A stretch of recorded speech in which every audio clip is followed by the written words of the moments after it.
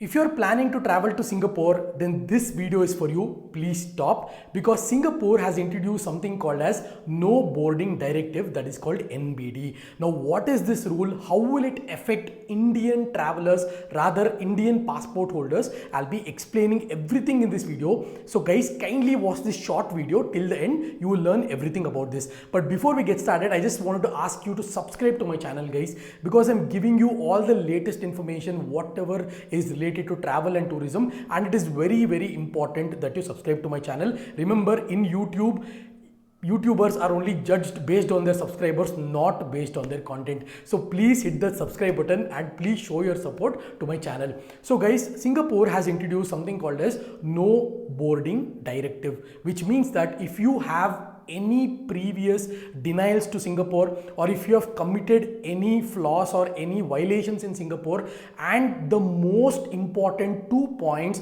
that without having a valid visa or without your passport being 6 months valid at the time of entering Singapore, then you will have no authority or no entry into Singapore. Now, if you want me to explain a bit in detail, then what I am trying to say is, if you are in Singapore previously, like you went to Singapore maybe in 2023 or 24, and you have committed a small violation and that has been recorded. Now, you know guys, Singapore is very strict, extremely strict, one of the most extremely strictest countries when it comes to discipline. Now, you can't use chewing gum, or you can't chew a chewing gum in Singapore. It's against the Singapore laws and rules. And forget about spitting chewing gum. You should not have chewing gums in your mouth in Singapore at all. The second thing is no vaping or cigarette smoking, and there are hundreds such rules about Singapore. I've made a dedicated video. Please check this video first and then continue to watch this video, because this video will give you total clarity on the baggage rules, on chewing gum, vaping, coconuts, everything. There's a lot of things, guys. Please check this video and then continue to watch this video. So if you have committed any violation and if you have been added to NBD, that is no boarding directive, you will not be able to board your flight in India to go to Singapore. For example, if you're traveling from Chennai to Singapore, if you have any violations under your name, then they will not allow you to travel. In case you have some sort of influence, or you try to get a lot of influence, of political influence or something, and you want to board the flight, then what is going to happen is, if you land in Singapore, not only you will be deported, but the airline staff or the airlines itself will be fined 10,000 Singapore dollars, as you can see on my screen, or they may also face jail time. So this is a big eye opener for all the airlines, where if you get a call from a minister or something, they'll allow you, they'll board you. That is not going to work for Singapore. It may work for other countries, but definitely not for Singapore. So if the airlines even let you go, you will be deported immediately, and the airlines will have to pay hefty fines, in some cases go to prison as well. So if you have a violation, you may ask in this video, okay, I had a previous violation to Singapore, now what should I do? You have to check the official ICA website and contact them directly, because Singapore is handled by ICA website, the official website. Go to official website, email them, chat with them, and understand, you have had so and so violations before, now am I eligible to travel? First ask them. If you second way to contact them is contact the airlines itself, wherever you have booked flights from. For example, if booked through Singapore Airlines, which is very common, then contact Singapore Airlines and ask them, this and this so happened. Now, have I got the green chit to travel to Singapore? Very important. And coming back to the documentation that you would need, guys, you would need a valid visa to Singapore. Now, valid visa is very straightforward. Singapore visa is something that you cannot apply on your own. I've shown in this video how to get your Singapore visa. I don't want to waste any more time talking about that in this video, guys. Watch this video, you will understand how to apply Singapore visa and what are the documents needed. The second thing is passport validity of being it 6 months. I'll give you a small example. So when applying for a visa, you might have 6 months validity of the passport, but after getting the visa, it might have reduced because for the number of days.